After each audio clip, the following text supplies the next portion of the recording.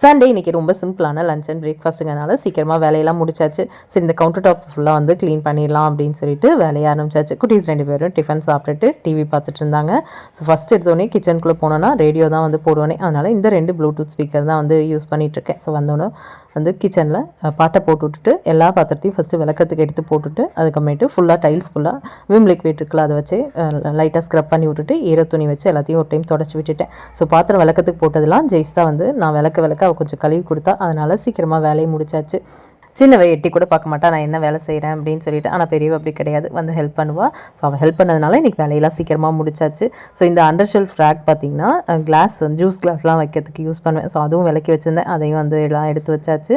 So எல்லா பாத்திரமும் கண்ணாடி பாத்திரங்கிறதுனால எல்லாத்தையும் இந்த மாதிரி கவுண்டர் டாப் மேலே வந்து வச்சுருந்தேன். இப்போ தண்ணியெலாம் வடிஞ்சதுக்குமேட்டு திருப்பி இன்னொரு டைம் இந்த மாதிரி திருப்பி வச்சுட்டோன்னா நல்லா சீக்கிரமாக காஞ்சிடும். ஸோ எல்லாமே காஞ்சதுக்கு அப்புறமேட்டு எடுத்து வைக்கணும். ஸோ நெக்ஸ்ட் மினி விலாகில் பார்க்கலாம்.